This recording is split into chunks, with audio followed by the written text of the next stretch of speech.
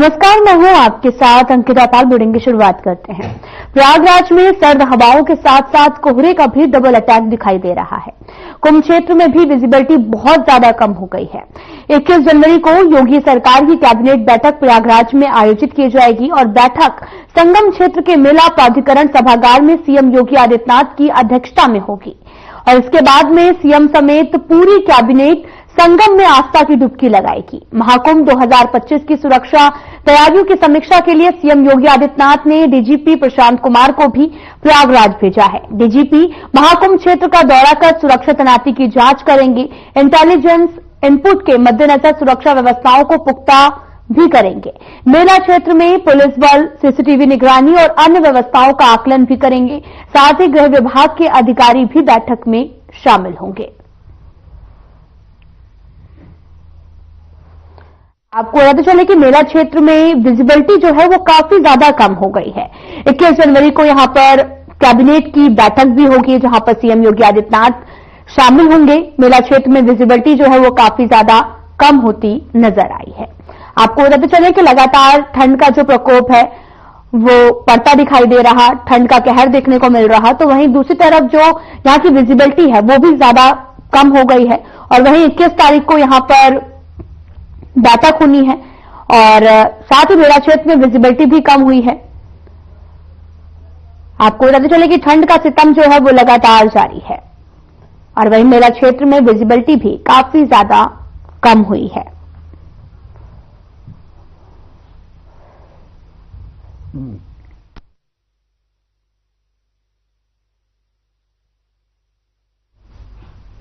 उत्तर प्रदेश के मुख्यमंत्री योगी आदित्यनाथ ने पूर्व मुख्यमंत्री स्वर्गीय कल्याण सिंह की जयंती पर पुष्पांजलि अर्पित की है। उन्हें याद किया। यूपी की राजनीति में कल्याण सिंह का बेहद खास योगदान रहा है। उनका जन्म जो है वो 5 जनवरी 1932 में अलीगढ़ में हुआ था। आज उनकी 93वीं जयंती है और इस मौके पर योगी आदित्यनाथ पुष्पांजलि कार्यक्रम में शामिल हुए और मंच से उन्होंने क्या कुछ कहा, आपको सुनाते हैं। राष्ट्रवाद और सुशासन का यह मंत्र ही नए भारत के निर्माण में उत्तर प्रदेश की भूमिका को रेखांकित कर पाएगा। आज सरदेव बाबूजी हमारे बीच नहीं, लेकिन उनकी विरासत यही होती है कि कभी जिस बेसिक शिक्षा स्कूल के छात्र के रूप में उन्होंने पढ़ा होगा,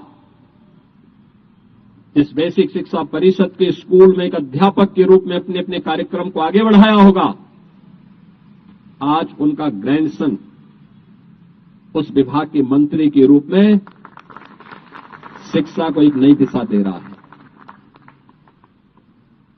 यह है पूर्वजों की तपस्या, यही है साधना का फल। वह फलीभूत होगा अगर सही मन से और सही दिशा में उसके द्वारा प्रयास किए गए हैं तो उसके परिणाम अवश्य आएंगे। और आज वह सब दृश्य देख करके हम लोगों को भी प्रसन्नता की अनुभूति होती है। मैं आज के इस अवसर पर एक बार फिर से सरदेव बाबूजी की पावन जयंती के अवसर पर उनकी स्मृतियों को नमन करता हूं और विश्वास व्यक्त करता हूं कि उनके सपनों का उत्तर प्रदेश की 25 करोड़ जनता के जीवन में सुरक्षा और खुशहाली ला करके ही आगे बढ़ाया जा सकता है। आज के इस अवसर पर मैं आयोजकों को इस कार्यक्रम के लिए हृदय से धन्यवाद देता हूं और विश्वास व्यक्त करता हूं कि सरदेव बाबूजी की स्मृति को इसी रूप में, जैसे लखनऊ में प्रदेश सरकार ने अत्याधुनिक कैंसर इंस्टीट्यूट का नाम सरदेव बाबूजी के नाम पर रखा है, बुलंदशहर के मेडिकल कॉलेज का नामकरण भी उनके नाम पर ही रखा गया है। ये जीवंतता आगे बनी रहनी चाहिए। इस विश्वास के साथ मैं उनके प्रति विनम्र श्रद्धांजलि अर्पित करता हूं। धन्यवाद। जय हिंद।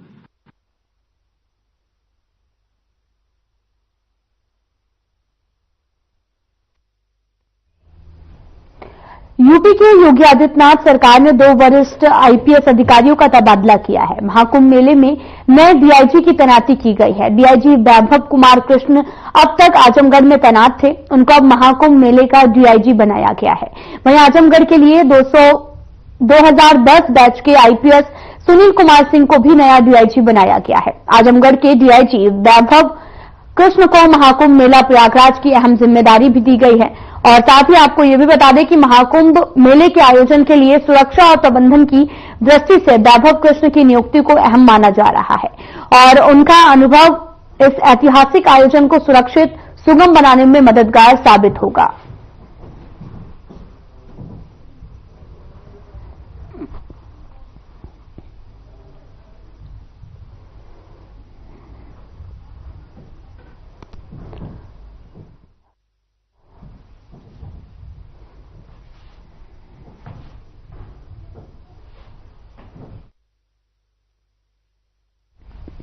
प्रधानमंत्री नरेंद्र मोदी ने बीजेपी के पूर्व अध्यक्ष मुरली मनोहर जोशी को जन्मदिन की बधाई दी है। पूर्व केंद्रीय मंत्री मुरली मनोहर जोशी को 90वां जन्मदिन मना रहे हैं और आपको बताते चले कि मौके पर पीएम मोदी ने उन्हें बधाई भी दी है और उन्हें भारतीय जनता पार्टी के कार्यकर्ताओं के लिए प्रेरणा स्रोत बताया है। पीएम मोदी ने एक्स पर एक पोस्ट में कहा कि बीजेपी के यशस्वी नेता आदरणीय डॉक्टर मुरली मनोहर जोशी जी को उनके जन्मदिन पर बहुत बहुत बधाई। वे पार्टी के करोड़ों कार्यकर्ताओं के प्रेरणा स्रोत है।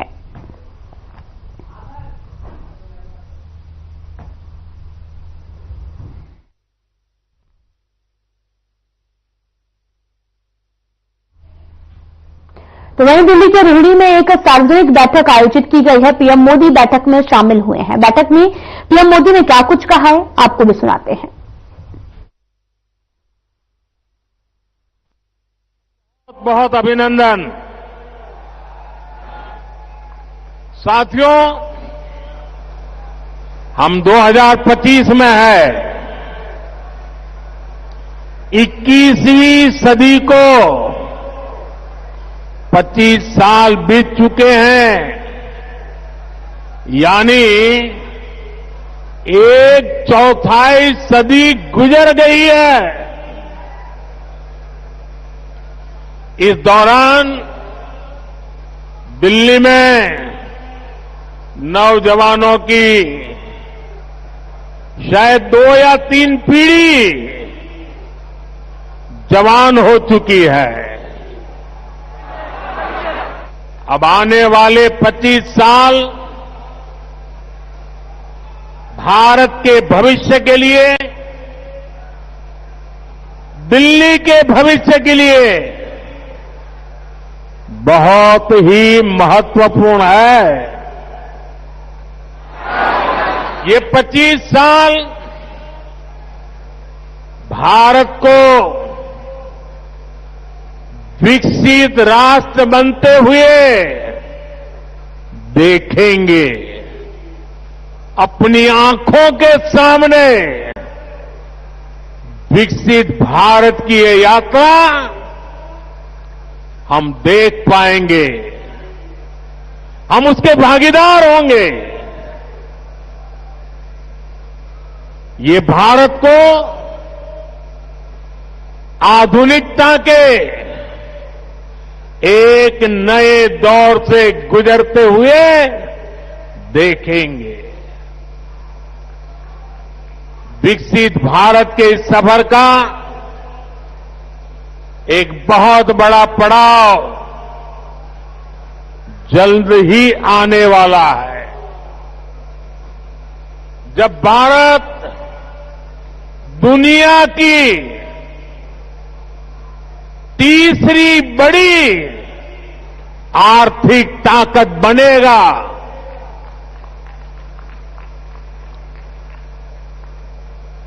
इस गौरवशाली यात्रा में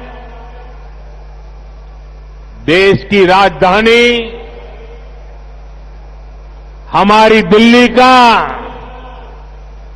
कदम से कदम मिलाकर चलना बहुत जरूरी है। हमें अपनी दिल्ली को विकसित भारत की राजधानी के रूप में डेवलप करना है। करना है ना? करेंगे? मेरे साथ जुड़ जाएंगे? ये दिल्ली के हर नागरिक की इच्छा है, हम सभी का सपना है और इसलिए 21वीं सदी के इस पड़ाव पर मैं दिल्ली के लोगों से एक विशेष आग्रह करने के लिए आया हूं। मैं दिल्ली वासियों से दिल्ली के उज्जवल भविष्य के लिए, आपके संतानों के उज्जवल भविष्य के लिए भाजपा को अवसर देने का आग्रह करने आया हूं।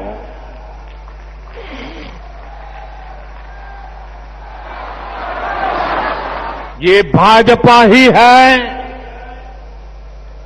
जो दिल्ली का विकास कर सकती है। साथियों, बीते 10 साल में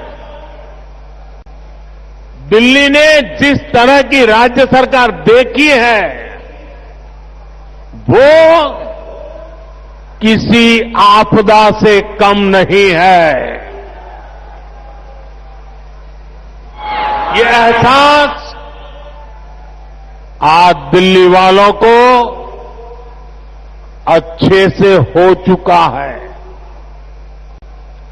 इसलिए अब दिल्ली में है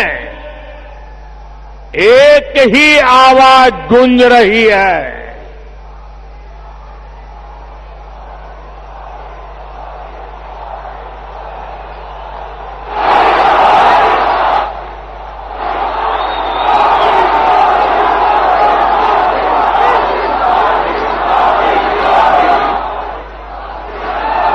और इसलिए दिल्ली में एक ही आवाज गूंज रही है, आपदा नहीं सहेंगे, बदल के रहेंगे। आपदा नहीं सहेंगे, आपदा नहीं सहेंगे, आपदा। अब दिल्ली विकास की धारा चाहती है और मुझे खुशी है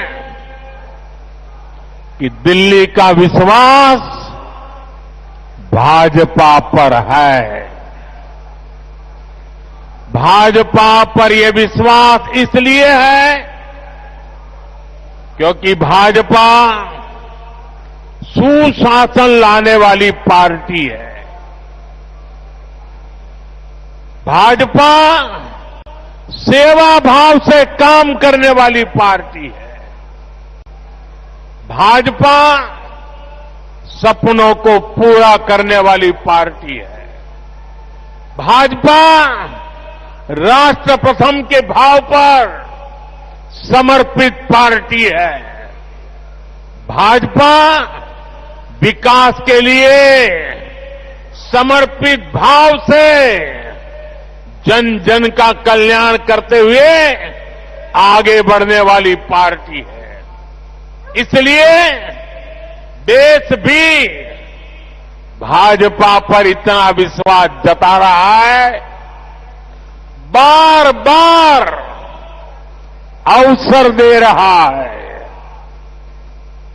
बीते वर्षों में दिल्ली के लोगों ने देखा है, नॉर्थ ईस्ट में कमल खिला, पूर्वी भारत में उड़ीसा में कमल खिला, अभी हाल में ही देखिए पड़ोस में हरियाणा ने लगातार तीसरी बार भाजपा को पूर्ण बहुमत से चुना है। महाराष्ट्र ने भाजपा को इतिहास का सबसे बड़ा जनादेश दिया। देश के लोगों ने भी लगातार तीसरी बार भाजपा की सरकार बनाई है। इसमें दिल्ली ने भी एक बार फिर हमारे सभी सांसदों को अपना आशीर्वाद दिया है और अब मुझे विश्वास है दिल्ली विधानसभा में भी कमल खिलने वाला है।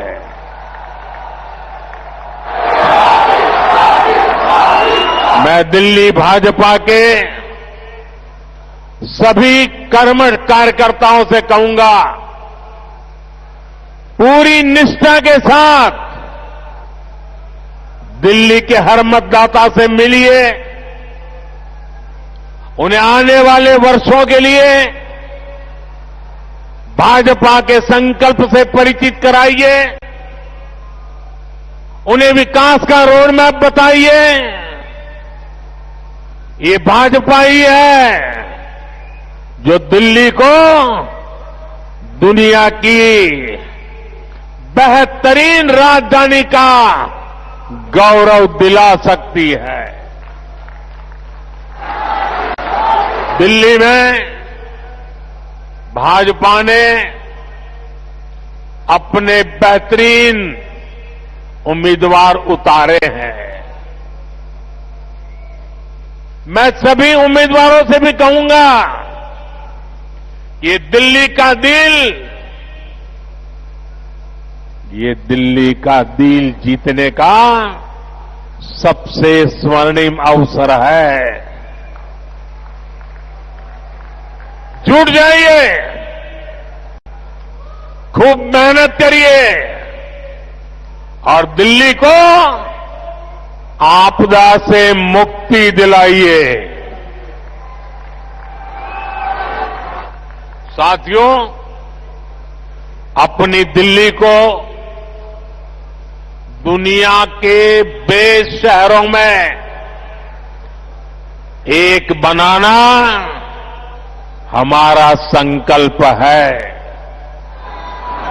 दिल्ली गरीब और मिडिल क्लास परिवारों के सपनों को पूरा करने वाला शहर बने। दिल्ली नौजवानों के लिए नए भविष्य के निर्माण का शहर बने। दिल्ली में स्पोर्ट्स से लेकर स्टार्टअप तक नौजवानों के लिए खुला मैदान हो,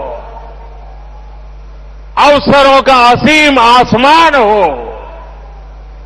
इसके लिए भाजपा पूरे समर्पण के साथ काम करने में जुटी है। पिछले साल केंद्र की भाजपा सरकार ने दिल्ली की सुरक्षा के लिए, स्वास्थ्य के लिए, विकास कार्यों के लिए 75,000 करोड़ रुपए से ज्यादा दिए हैं। साथियों, हम दिल्ली को दुनिया की ऐसी राजधानी बनाना चाहते हैं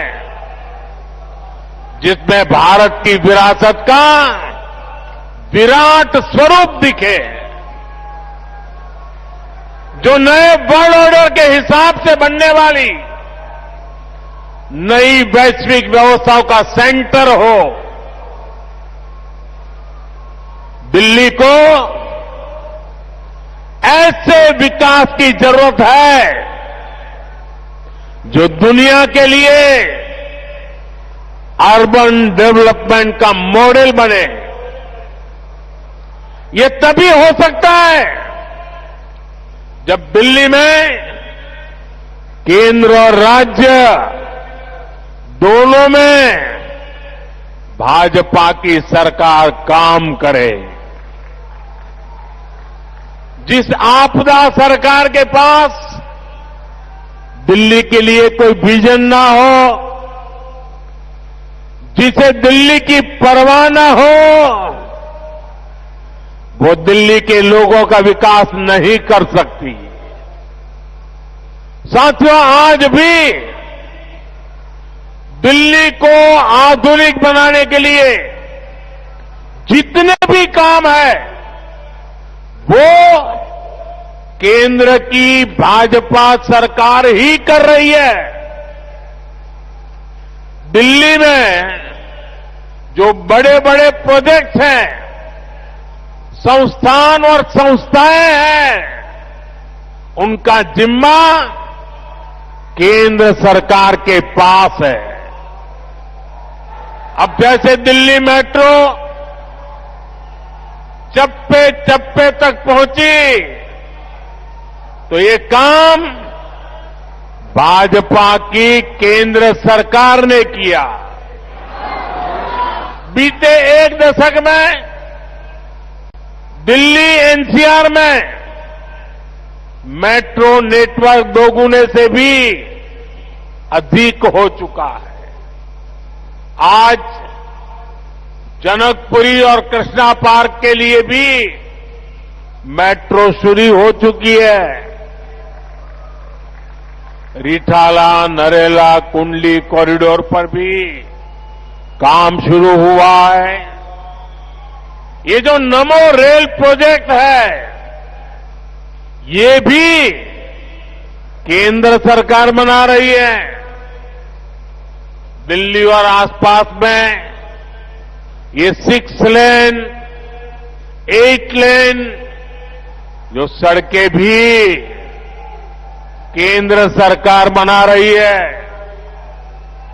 दिल्ली में जाम की परेशानी कम करने के लिए ही भाजपा सरकार 55,000 करोड़ रुपए से अधिक के प्रोजेक्ट्स यहां लाई है। डीडीए के माध्यम से गरीब और मिडिल क्लास के लिए घर बनाने का काम भी केंद्र सरकार कर रही है। प्रधानमंत्री आवास योजना के तहत गरीबों के घर बनाने के लिए पैसा भी केंद्र सरकार देती है। और साथियों, अभी 2 दिन पहले मैं अशोक विहार में था। वहां स्वाभिमान अपार्टमेंट झुग्गी झोपड़ी में रहने वाले परिवारों को दिए। आप मेरा एक काम करेंगे दोस्तों? पूरी ताकत से बताइए, करेंगे? हाथ ऊपर करके बताइए, करेंगे? आप एक काम कीजिए, दिल्ली के जिस जिस इलाके में झुग्गी झोपड़ी कच्ची आबादी जहां जहां है, ये स्वाभिमान अपार्टमेंट की फोटो लेकर के जाइए। स्वाभिमान अपार्टमेंट के लोग जो मैसेज दे रहे हैं वो वीडियो लेकर के जाइए और हर झुग्गी झोपड़ी को बताइए कि मोदी की गारंटी है, आपको भी ऐसा ही पक्का मकान मिलेगा। बताएंगे? हर परिवार को बताएंगे। गरीब से गरीब मिडिल क्लास के लोग जिसके पास पक्का घर नहीं है, उसको गारंटी देकर के आइए।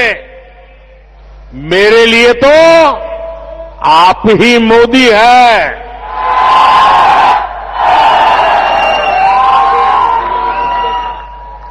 साथियों, यहां दिल्ली में देश के बड़े बड़े अस्पताल हैं। डीयू, जेएनयू, आईआईटी जैसे अनेक बड़े शिक्षण संस्थान हैं। ये भी केंद्र सरकार के जिम्मे है। फिलहाल इस बुलेटिन में इतना ही। नमस्कार।